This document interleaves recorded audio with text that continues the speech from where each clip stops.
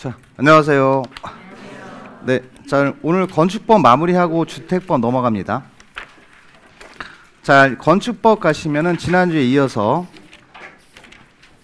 대지와 도로 다음에 4장 보세요. 4장 290페이지. 자, 여기 보시면 지역 및 지구 간의 건축물이라고 나옵니다. 이 파트 이제 마지막 파트예요. 그래서 페이지 290페이지 보시면 됩니다. 자, 제목이 지역 지구 간의 건축물이라고 써 있고 1번 내려가시면 뭐라고 써 있냐면 건축물의 면적 및 높이 등의 제한. 1번에 건폐율 밑줄.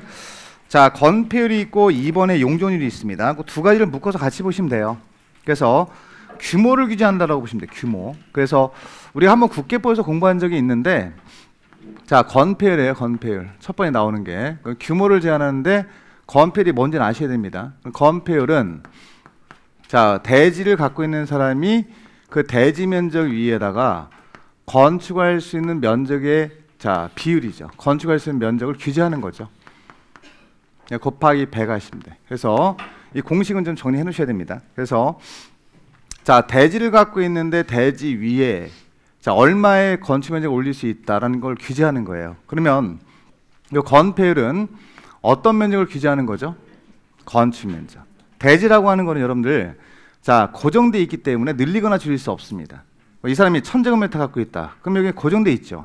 이 위에 건축할 수 있는 면적을 규제하는 겁니다. 한번 공부했는데 다시 한번 정리하면, 그러면 대지 면적을 갖고 있으면 1000제곱미터를 갖고 있다. 예를 들어서 대지 면적을. 그러면 이 중에서 규모를 자기 마음대로 정하는 게 아닙니다. 우리가 국계법으로 최대 한도라고 배웠어요. 최대 한도. 용도 지역별 최대 한도를 정해줍니다. 용도 지역별로. 예를 들면은 주거 지역이다. 이 지역이. 그럴 때 건폐율의 최대 한도가 70이에요. 주거 지역이. 70이라는 뜻은 이분이 갖고 있는 대지 면적 1000제곱미터 중에서 얼마까지는 70%니까 700제곱미터까지는 건축 면적을 허용한다, 이런 얘기죠. 그럼 700까지는 건축이 됩니다. 여기는 이 지역은. 자, 그럼 나머지 300제곱미터는 뭐예요? 건축 못하는 거지. 빈 공간으로 남겨놓는 겁니다. 자, 이런 규제죠. 자, 이게 70도 있고요. 건폐율의 최대 한도가. 그 다음에 녹지 지역 같은 경우는 20으로 배웠어요, 우리가. 20. 자, 이건 숫자는 아니었지만 한 번 정도는 보고 왔습니다. 그럼 20이라는 얘기는 똑같이 녹지 지역이다, 이 지역이. 그러면 대지 면적이 1000제곱미터라고 한다면 1000제곱미터의 20%까지만 허용한다는 얘기죠. 그러면 면적이 이렇게 되잖아요. 이 1000제곱미터에 20이니까 200제곱미터까지만 건물 지어라, 이렇게 하는 거죠. 이렇게. 그럼 건축 면적이 이렇게 줄어들죠, 이렇게. 그러면 결국은 건폐율은 이 면적을 규제하는 거예요. 건축 면적을 늘렸다 줄였다는 비율, 이거를 우리가 건폐율 그러는 겁니다. 규모를 규제하는 비율이에요. 그래서 요거는 우리가 최대 한도라고 하는데, 이 최대 한도를 어디에 규정되어 있냐면 요런 국계법에 있어요. 국계법에서 건폐율의 용도 지역별 최대 한도가 정해져 있습니다. 자, 그럼에도 불구하고 건축법이 이 특례를, 이 최대 한도를 특례를 정해서 뭐 할 수 있냐면 완화할 수도 있고 강화할 수도 있어요.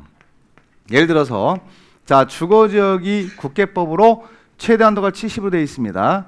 자, 그러면 이 70을 그대로 적용할 수도 있지만 건축법이 70을 80으로 할 수도 있다는 얘기죠. 그 다음에 70을 60으로 할 수 있다는 얘기죠. 그러면 70이라고 하는 최대 한도가 있지만 건축법으로 조정할 수 있다는 거예요, 이걸. 그래서 늘리거나 줄이는 거, 늘리면 완화가 되는 거고 줄이면 뭐가 되는 거예요? 강화. 할 수 있다, 없다? 있다. 이렇게 정리하시면 돼요. 그래서 이게 한 파트예요. 거기 한번 교재 보겠습니다. 자, 의 한번 보세요. 건폐율. 자, 건폐율이란 대지 면적에 대한 건축 면적의 비율을 말한다 라고 써 있고 밑에 공식이 써 있습니다. 자, 그래서 건폐율은 결국은 대지를 갖고 있는 면적 중에서 건축할 수 있는 면적의 비율. 자, 건축 면적을 늘렸다 줄였다는 비율을 말한다, 이렇게 보시면 돼요. 자, 그리고 2번 가면 건축법상 용도 지역별 건폐율이라고 써 있는데 건폐율의 최대 한도. 최대 한도는 국계법에 따른다. 자, 이렇게 써 있어요. 국계법에서 정한 기준에 따른다. 국계법에 건폐율의 최대 한도가 정해져 있다, 이런 얘기입니다. 자, 다만부터 밑줄으세요. 다만. 자, 그럼에도 불구하고 이 법에서, 여러분 이 법이면 우리가 지금 배우고 있는 법이죠. 건축법에서 기준을 뭐 할 수 있다? 완화 동그라미, 또나 강화 동그라미. 자, 완화하거나 강화에 적용하도록 규정한 경우는 그에 따른다. 건축법에 따른다는 얘기죠. 건축법으로 최대한도를 둘 다 할 수 있다고 보시면 돼. 뭐 할 수도 있죠? 완화할 수 있고 또 강화할 수 있다고 보여드린 겁니다. 그렇게 하시고 내려가서 용적률 한번 가볼게요. 자, 두 번째 규제 용적률. 여러분 용적률이 뭐예요? 그러면 이거 대답이 나와야 돼요. 요거는 여러분들 규제를 하는 대상이 연면적이에요. 그러니까 이분이 대지를 갖고 있는데 그 대지 면적 위에 올리시는 연면적의 비율입니다. 그래서 그 연면적, 건축물 연면적이라고 써있죠 밑에. 박스 안에 용적률 밑에 용적률. 자, 그러면 공식을 만들어 보면 이렇게 돼요. 자, 용적률은 이거예요. 대지 면적 위에 올릴 수 있는 그냥 세 글자로 줄이세요. 그냥 연면적. 그렇지. 건축물의 연면적인데 그냥 연면적이라고 하시면 돼. 비율. 그럼 비교를 해보면 자, 조금 전에 배운 건폐율은 뭘 규제했죠? 건축 면적이잖아요. 건축 면적을 늘렸다 줄였다는 비율입니다. 그러면 지금 배우는 용적률은 뭘 규제하는 거예요? 그러면 연면적이죠. 어차피 대지 면적은 고정돼 있으니까. 그래서 이 연면적이 뭔지를 아시면 용적률에 대한 내용이 나와요. 자, 그래서 연면적은 자, 요거예요. 하나의 건물의 각층 바닥 면적 합계입니다. 자, 이렇게 써놔도 되고 뒤에 또 나오긴 합니다. 그래서 바닥 면적 합계를 하나의 건물에 건물이 이렇게 있으면 요 대지 위에서 건물을 올렸단 말이에요. 그냥 바닥 면적을 올리는 거지. 바닥이 올라가면 어때요? 층이 만들어지지. 이 바닥 면적을 모두 합한 합계를 말합니다. 그걸 세 글자로 연면적 그렇게 부르는 거예요. 그래서 자, 1층이 100이고 2층도 100이다. 3층도 100. 바닥 면적이 올라간 비율이 4층, 5층 이렇게 100씩 올라가면 이거를 다 더하시면 돼. 다 합하면 500 되는 거 맞죠? 이 500이 뭐가 돼요? 연면적. 그러면 자, 용적률이 자, 똑같이 갈게요. 건폐율하고 똑같이 갈게요. 용적률도 자, 우리들 마음대로 정해서 자, 이렇게 높이를 정할 수 있는 건 아니고 법으로 정해놨어요. 용도지역별로 최대한도가 얼마다 라는 걸 정해놨습니다. 그럼 앞에서 배운 자, 왼쪽에서 배운 건폐율과 마찬가지로 용적률도 최대한도가 자, 국계법에 정해져 있어. 그래서 자, 우리가 주거지역 그러면 500이었어. 500%. 500. 그럼 500이라는 얘기는 자, 보세요. 이게 500이라는 얘기예요. 용적률이. 자, 500이다 라고 하는 거는 이분이 대지 면적을 1000을 갖고 있어요. 그럼 대지 면적 위에 올릴 수 있는 연면적이 5배가 된다는 얘기잖아요. 그래서 자, 5배가 연면적이 되는 거야. 그러면 대지 면적에다가 5를 곱하시면 연면적이 나오거든요. 그럼 연면적은 얼마 돼요? 5000이 되죠. 5000제곱미터. 그럼 이 5000제곱미터는 뭘 올릴 수 있는? 바닥을 전체를 다 올릴 수 있는 합계잖아, 합계. 그럼 이 사람이 1000씩 올렸다. 100씩 올린 게 아니라 1000씩 올렸다. 그러면 5000까지 올릴 수 있다는 얘기죠. 그러면 1000씩 올리면 1000, 1000, 1000, 1000, 1000 되면 5000 되죠? 이렇게 올릴 수 있는 거죠. 5층. 근데 이거를 만약에 1000씩 안 올리고 500씩 올릴 수도 있나, 바닥 면적을? 그렇게 올릴 수도 있지. 그렇게 올릴 수도 있어요. 자, 그러면 여기 500씩 올라갔대요. 똑같이 500씩. 1층부터. 그럼 5000까지 올릴 수 있으니까 요게 몇 개 올라가면 5000 돼요? 10개가 올라가면 5000이 되잖아. 이럴 때는 층수가 5층이 아니라 몇 층? 10층이 되는 거야. 이렇게 층수가 정해지는 거지. 그러면 자, 이렇게 바닥 면적을 똑같이 올렸다고 볼 때, 바닥 면적을 똑같이 올렸다고 볼 때, 우리가 1000씩 예를 들어서 올렸다 그러면 주거지역은 500이니까 5개를 올릴 수 있지. 자, 녹지역은 100%예요. 100% 용적률이. 그러면 자, 용적률이 100이라는 얘기는 이분이 1000제곱미터를 갖고 있어, 대지를. 자, 그러면 여기에 1배라는 얘기거든, 1배. 그러면 똑같다는 얘기지, 연면적하고. 연면적도 얼마 돼요, 그러면? 1000이 되는 거지. 만약에 1000씩 올렸다, 바닥을. 그러면 한 개 층밖에 못 올리잖아.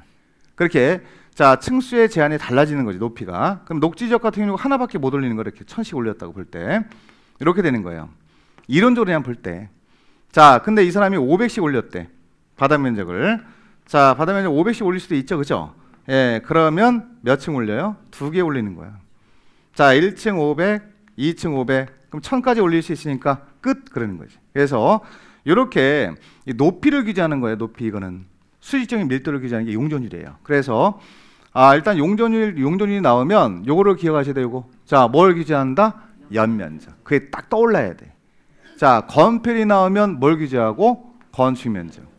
자, 용적률이 나오면 뭘 규제한다? 연면적. 연면적은 하나의 건물의 각층 바닥 면적 합계를 말합니다. 정리하시면 되겠습니다.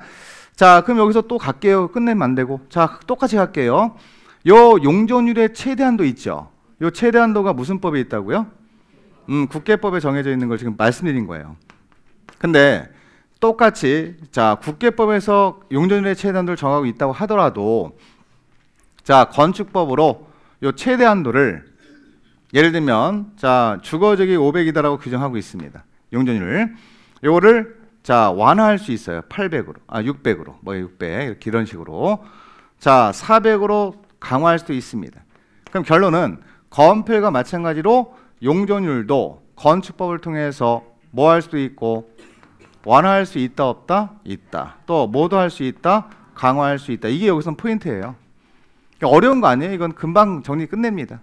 할 수 있느냐 없느냐 가지고 물어보기 때문에 둘 다 할 수 있다고 대답하셔야 돼. 시험에 한번 나온 게 있는데 그러면 이렇게 나와요. 자, 국계법에서 정하고 있는 건폐율의 또는 용존율의 최대한도를 건축법을 통해서 완화할 수 있지만 강화할 수는 없다 이렇게 나올 수 있어.